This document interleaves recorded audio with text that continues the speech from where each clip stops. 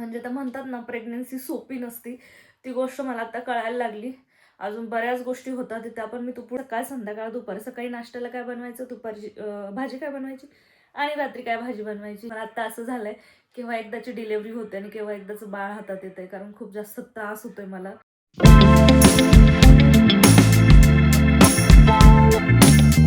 High everyone, welcome back to my channel. कशा आहात तुम्ही सगळेजण? आणि आता संध्याकाळचे 6:30 वाजले. खरं तर हा व्लॉग ना मला सकाळीच स्टार्ट करायचा होता, पण सकाळी काही स्टार्ट करणं झाला नाही. म्हटलं चला आता तरी आपण हा व्लॉग स्टार्ट करूयात. अगोदर रेग्युलर व्लॉग टाकायची चांगली सवय लागली होती, पण आता मध्ये मध्ये असं होतंय की एक दिवस आड व्लॉग टाकायला मी चालू केलेत. कारण मला ना आता म्हणजे सुचत पण नाहीये की मी काय व्लॉग बनवू, कसा बनवू, काय. आणि रोजचं तेच रुटीन जर बनवायचं झालं तर तुम्हाला पण बघायला बोर होतं. त्यातली त्यात आत्ता असं होतंय की माझं बॅक पेन इतकं जास्त वाढलंय ना की मला त्याचा खूप जास्त त्रास होतोय. म्हणजे तर म्हणतात ना, प्रेग्नन्सी सोपी नसती. ती गोष्ट मला आता कळायला लागली. अजून बऱ्याच गोष्टी होतात त्या पण मी पुढे तुमच्यासोबत शेअर करतेच. पण आता 6:30 वाजले आणि आज झालंय असं मी काहीच व्हिडिओचं काम केलेलं नाहीये. फक्त एक मिनी ब्लॉग शूट केला, तो पण अर्धा शूट केलाय, अर्धा बाकी आहे. म्हटलं चला आता अर्धा जो राहिलाय तो नंतर करून घेऊयात. आणि फक्त जेवण वगैरे केलं, मोबाईल बघत होते मी. म्हणजे पार दुपारपासून तर आत्तापर्यंत मोबाईल बघितला मी. माझं डोळं इतकं जास्त दुखायला लागलं ना ते बघून बघून. मला आता सुचत नाही आहे काय करावं. आणि राहिला प्रश्न माझ्या या चष्म्याचा. बरेच दिवस झाले मी वापरला नाही, त्यामुळे पण मला जरा डोक्याचा त्रास बहुतेक होत असेल. ह्याच्यावरती पार धूळ साचली आहे. विजेचा ओरडा खाऊन खाऊन मी वैतागून गेली आहे. पण मी तर काही चष्मा लावत नाही आहे असं होतं, आणि मला घरी असल्यावर चष्मा लावूच नाही वाटत. तर त्यामुळे बहुतेक डोकं दुखतंय किंवा मोबाईल जास्त वेळ बघितल्यामुळं डोकं दुखतंय माझं. बाकी मी तर फक्त लिप बाम लावलाय आणि थोडंसं पावडर लावलंय चेहऱ्यावरती, म्हणजे मला थोडंसं फ्रेश वाटेल. कारण माझं इतकं डोकं दुखतंय ना, मला सुचत नाहीये काही. मी गॅलरीमध्ये सुद्धा जाऊन उभी राहिले 5 मिनिटं, पण इतकी थंड हवा सुटलेली ना, थंडी खूप जास्त वाजतीये पूर्ण. म्हणजे आज दिवसभर आभाळ होतं आणि खूप थंडी सुटली आहे, त्यामुळे मला गॅलरीत पण थांबावंसं नाही वाटलं. बाकी मग अशी चहा पण घेतला आलं टाकून, तरी पण तर डोकं अजून दुखतंच आहे माझं. इकडे ब्लँकेट वगैरे असंच पडलेलं आहे, कारण मी ते अंगावर घेऊन पडले होते मोबाईल बघत, आणि काहीच नाही, फक्त रील्स बघितल्या मी एवढ्या वेळामध्ये. ना कुठली एडिटिंग केली आहे ना कुठल्या गोष्टी केल्या आहे, फक्त रील्स बघितल्या. आणि आत्ता मला ते कळतंय की मी उगाच बघितलं, मग त्यात माझं भरपूर असं टाईम गेला. त्या व्यतिरिक्त मी कुठला तरी व्हिडिओ शूट करायला पाहिजे होता किंवा मग काहीतरी काम करायला पाहिजे होतं, पण ते नाही झालं. तर हे आत्ता अशा गोष्टी घडतात. ते मी मोबाईल बघितला त्यामुळे माझं डोकं दुखतंय. आणि झालं असं, आत्ता 6:30 वाजले. स्वयंपाकाचं मला ते एक टेन्शन आलं, सुचत नाही आहे काय करावं.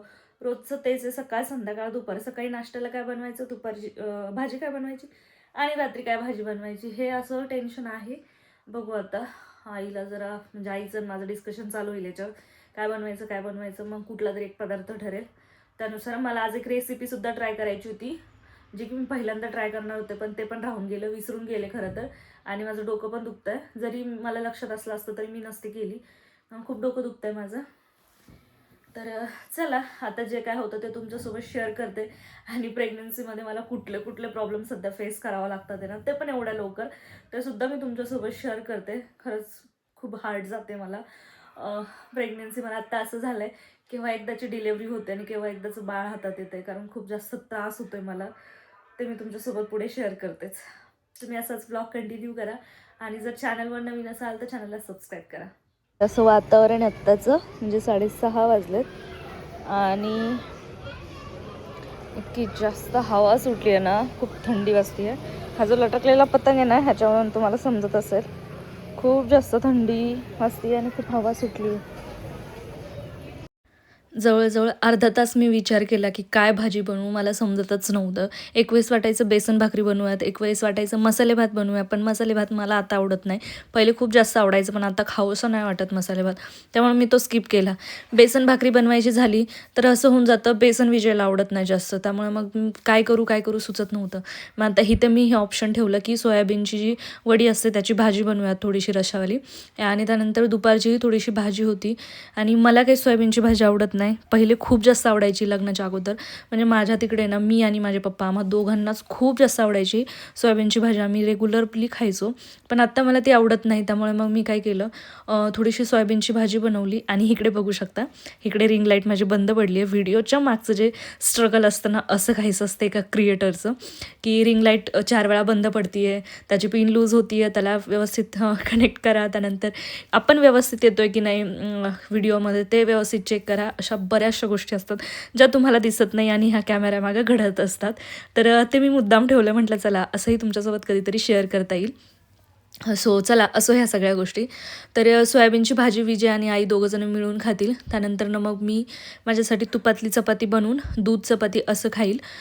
बरेच दिवस झाले मी तसं खाल्लेलंच नाही आहे. नॉर्मल दूध चपाती खाल्लेली, पण तूप लावून चपाती आणि दूध असं खाल्लेलं नाही आहे. सो मला ते आत्ता खावंसं पण वाटलं. म्हटलं चला आपलं पण होऊन जाईल आणि भाजीचं पण होऊन जाईल. मग लगेच स्वयंपाक करून घेतला, चपाती वगैरे बनवून घेतली. चपात्या बनवायचा आत्ता खूप जास्त कंटाळ येतो, माहीत नाही का, पण मला ते बहुतेक बॅक पेन होतं, त्यामुळे कदाचित असावं. चपाती लाटता लाटता सुद्धा माझा हात गळून येतो, त्यामुळे मग मला ते करावंसं नाही वाटत. पण आता करायला तर लागतं, आपण त्याला नाही काही करू शकत.